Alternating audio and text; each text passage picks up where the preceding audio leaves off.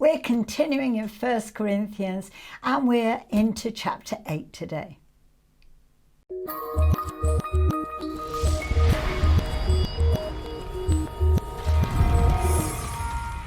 Hi, I'm Jan Obridge. Welcome back to Just One Word. So today we're looking at things offered to idols. And it says, now as touching things offered to idols, we know that we all have knowledge. Knowledge puffeth up, but charity edifieth it. Well, knowledge puffs up, but love builds up. That's what it's saying.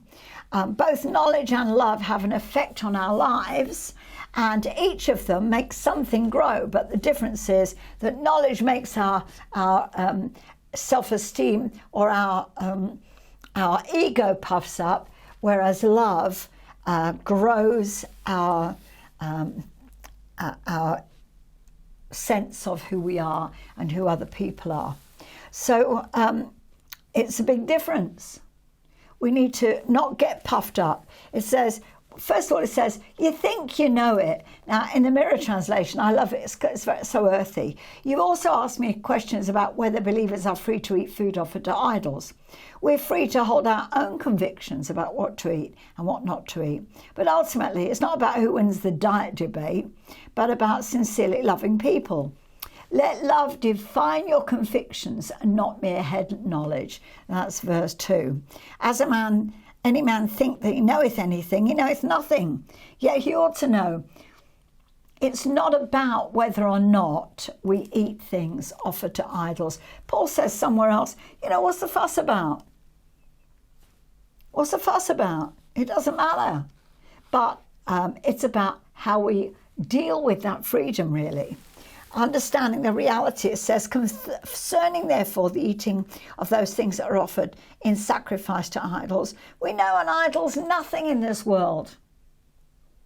They're nothing. Idols are made of wood and metal and stuff, it's just an idol. Idols are nothing. We don't have to fear idols. And if meat is offered to idols, what does it matter to me?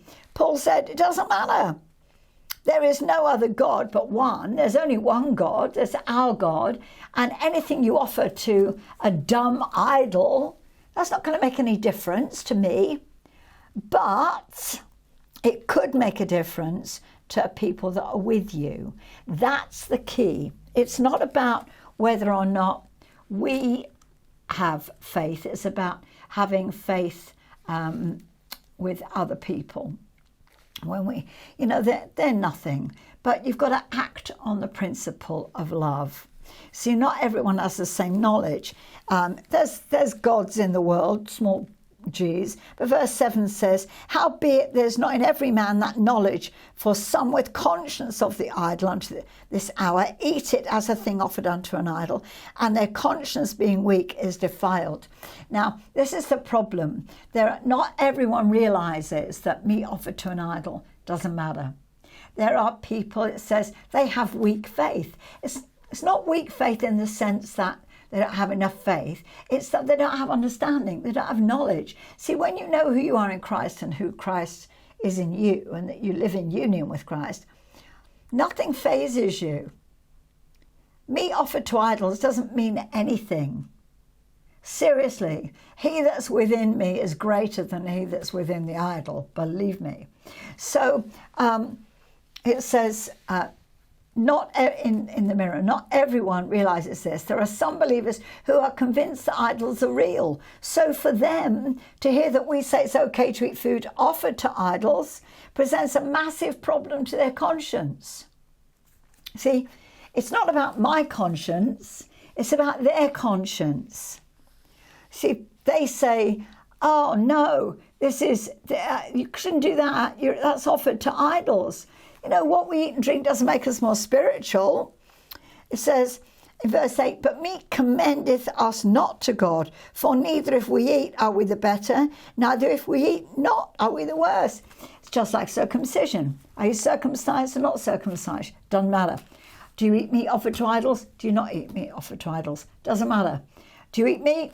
Do you eat fish? Doesn't matter. Doesn't matter. These things are irrelevant. They do not affect the spirit. But there are some people that don't believe that. And so if in their presence we were to eat meat offered to idols and their conscience is pricked, then for their sake we need to maybe abstain. See, it doesn't matter for us. It doesn't matter whether we do or we don't. But when we don't, we can choose to either be an encouragement or a stumbling block. See, our freedom can be a stumbling block, and that's what the rest of this chapter is talking about. It's saying, listen, some people, their faith is weak. They believe in idols. They believe that this is, food offered to demons takes on some property. So when you go ahead and eat it, then they're now horrified for you.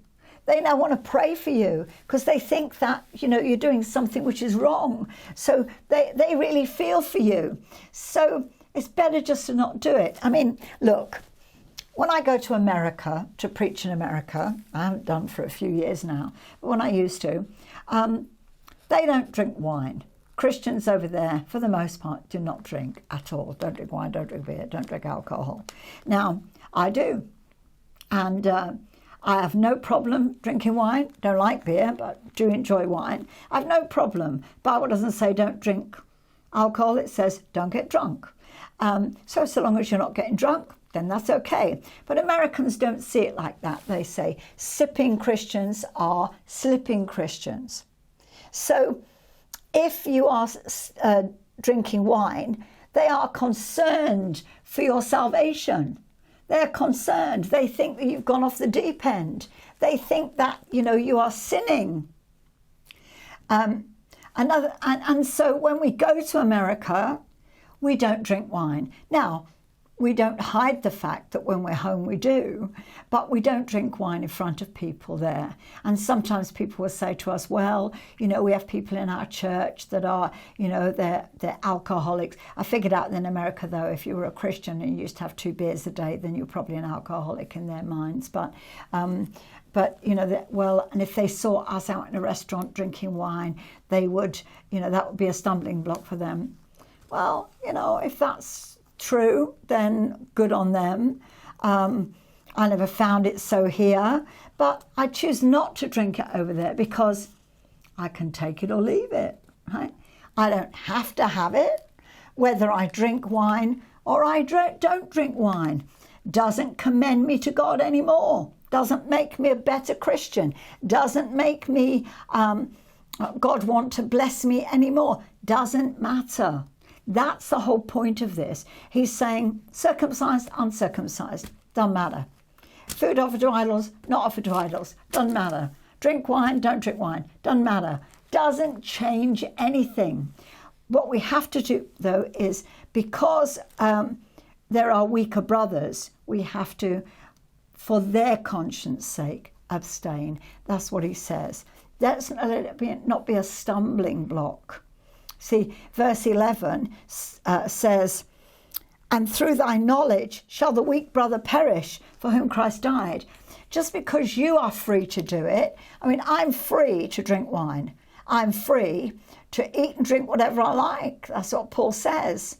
But if my knowledge, my superior knowledge, causes him to stumble, what good did it do? My knowledge of my freedom did not help. Now, listen, whenever you go anywhere, you've got to be aware that people are at different stages. Years ago, when I used to preach in America, you couldn't preach in trousers. It was just, women just didn't preach in trousers. You preached in skirts and cord shoes. That was just it. Now, at home, I used to preach in anything I liked, because, it didn't make any difference. But in America, you did not preach in trousers. I remember one time I was going to be preaching at Benny Hinn's church, and the lady that was driving me down there, I was preaching at their ladies' meeting, she looked at my outfit, which is a Nigerian outfit, a Nigerian designed outfit, which was very beautiful and very expensive, was hanging on the door ready for me to take with me. And she said, "You're not thinking of wearing that to preach, are you?" And I said, "Well, I was." Well, she said, "Don't wear pants. They won't accept you. And I realised now I could have said, well, God doesn't mind me wearing trousers. I can wear what I like. It's a beautiful trouser suit. It's an elegant trouser suit, etc., etc., etc. But I didn't do that. I just put it away and got out a skirt suit because I realised that if my clothes were shouting louder than my voice, then the message would not get heard. So it was better to yield to their conscience sake rather than walk in my own liberty. So don't let it be a stumbling block to other people. A friend of mine, she was in a church one time and she had a skirt on. When she sat down, it rode up above her knee. And the usher came round and threw a cloth over her knee. She was like, what's that about? You know, my knee, it's just my knees, you know. But in that church, they didn't show knees. And so she just kept the cloth there till she left. She could have said, well, I'm not having this cloth on me.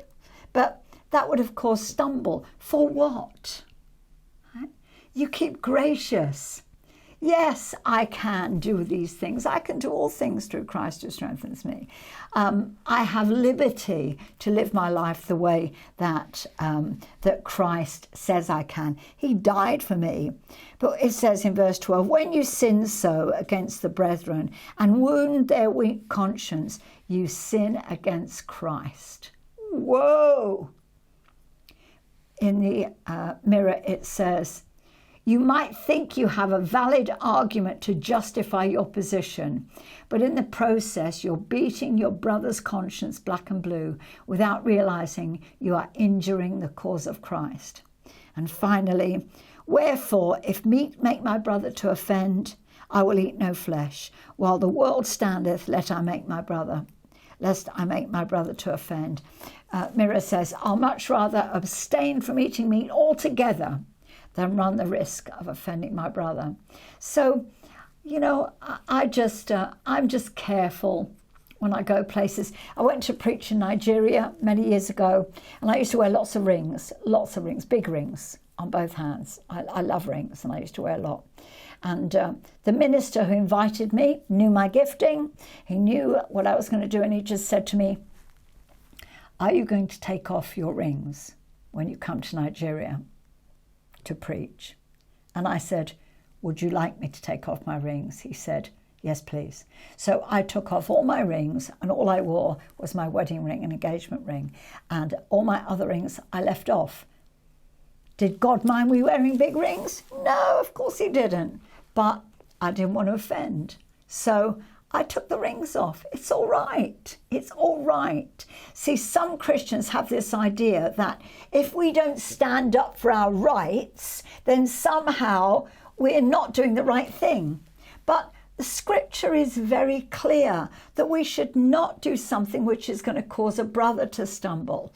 Now, you know, there are some people that choose to stand up and say, well, I'm doing this my way because God, I'm not going to, like with the lockdown, everyone's had lockdown all over the place. And there are some ministers that have said, I'm going to continue to meet in church. I'm going to continue to meet.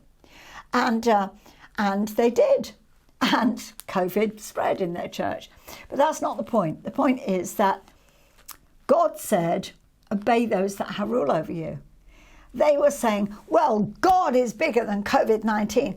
Of course he is. Hallelujah. So pray for healing. Pray for this thing to go. Pray for the pestilence to leave. Absolutely, God is bigger. But God also told us to listen to those that were in authority over us. So I don't believe it was right for those ministers to say, we are going to continue to meet. Not only that, but the congregation was now put in a position where they either showed up contrary to the word of God, which is obey those that have authority over you, contrary to their own conscience and contrary to their own fears, or be seen as no faith. It's not right, folks. We've got to think these things through. Standing up for Jesus is one thing. standing up against oppressive authorities that say you cannot worship God or whatever, that's one thing. It's quite a different thing to obey what is the law of the land that everyone else is having to obey as well. And so, do I think masks are necessary? Probably not. I don't think that the benefits of wearing a mask are that good. I think the rules around wearing masks is really dumb. You know, you can wear a mask you don't have to wear a mask in the street, but you have to wear it in a shop. The staff don't have to wear them. You wear them to go to the restaurant. You take them off when you go in the restaurant. And then the staff either can or can't wear them. You can go on a bus. You have to wear a mask unless you're exempt. And then you don't have to wear a mask. So there's a whole bunch of really weird stuff about it. Do I wear a mask when I go into a shop?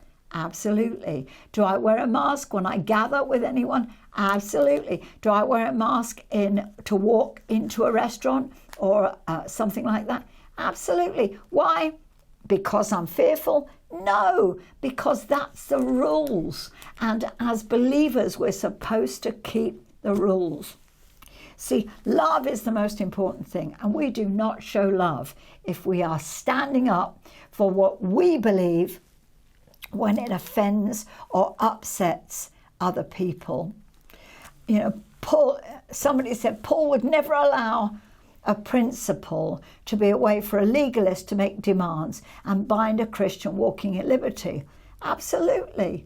But so it's not about being bound, but it is about saying, I choose to not exercise my right. You see, rights are one thing. Love says, it's my right to do that, but I choose not to. It's my right to have that seat, but I choose to give it up. It's my right to eat meats offered to idols, but I choose not to. See, it's not about rights, it's about relationship. And Jesus, his right was to come into the world and kill us all, really. That was his right, but he didn't. He chose to go to the cross. And our right is to live the way that Christ has paid for us to live. But because of other people, we choose to yield that. And isn't it good that we can do that? See, when we do that, then we're not stumbled, and they're not stumbled. Their legalism is not confronted because God does that in different ways. He doesn't do it by us flaunting our liberty. Don't flaunt your liberty in front of bound people. Rather, just minister truths to them, minister the love of God to them, and let them gradually learn to walk in the freedom that we walk in. Amen. Father, in the name of Jesus, I thank you, Lord God, that we walk in the liberty that you set us free to walk in, that we don't have to be concerned whether something's offered to idols or whether it's against some ruling. We don't have to be worried about that because it doesn't mean anything to us. However, your love, your perfect law of love that supersedes all the other laws, Lord, your love says, don't cause a brother to stumble. Don't cause them to get into trouble with their own conscience because of your liberty, of my liberty. So we choose to take a back seat, even though the right that you paid for us was to be the head and not the tail.